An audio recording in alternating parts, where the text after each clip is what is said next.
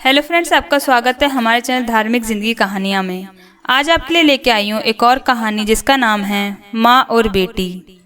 Friends, अगर आप हमारे चैनल पहली बार आए हैं तो चैनल को सब्सक्राइब कीजिए और साथ में लगे बेल आइकन को भी प्रेस कीजिए ताकि हमारी कहानी सबसे पहले आप सुन सके। कहानी पसंद आए तो लाइक और शेयर करें।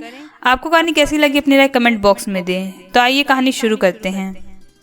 एक सौदागर राजा के महल में दो गाय को लेकर आया।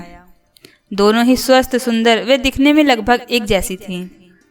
सौदागर ने राजा से कहा, महाराज, ये गाय माँ बेटी हैं, परंतु मुझे ये नहीं पता कि माँ कौन है व बेटी कौन, क्योंकि दोनों में खास अंतर नहीं है।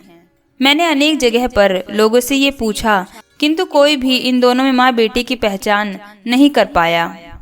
बाद में मुझे किसी ने ये कहा कि आपका बुजुर्ग मंत्री बेहद कुशाग्र बुद्धि का है और यहाँ पर मुझे अवश्य मेरे प्रश्न का उत्तर मिल जाएगा, इसलिए मैं यहाँ पर चला आया।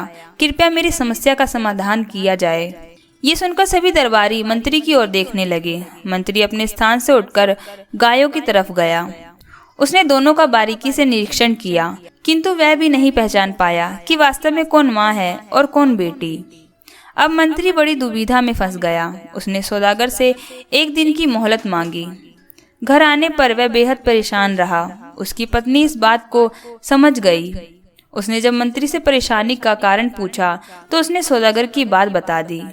ये सुनकर पत्नी बोली, अरे बस इतनी सी बात है, यह तो मैं भी बता सकती हूँ। अगले दिन मंत्री अपनी पत्नी को वहाँ ले गया जहाँ गाय बंधी थी। मंत्री की पत्नी ने दोनों गाय के आगे अच्छा भोजन रखा।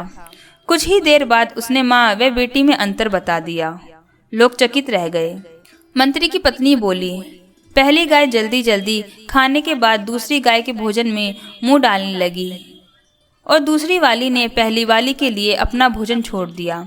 ऐसा केवल एक माँ ही कर सकती है, यानी दूसरी वाली माँ है। माँ ही बच्चे के लिए भूखी रह सकती है। माँ में ही त्याग, करुणा, वात्सल्य के गुण विद्यमान होते हैं। दोस्तों, इस दुनिया में माँ से महान कोई नहीं है। माँ के चरणों में भगवान को भी झुकना पड़ता है। माँ ममता का सागर नहीं पर महासागर है। उम्मीद है दोस्तों आपको ये कहानी पसंद आई होगी। फिर मिलती हूँ एक और नई कहानी के साथ। तब तक के लिए अपना ख्याल रखिए।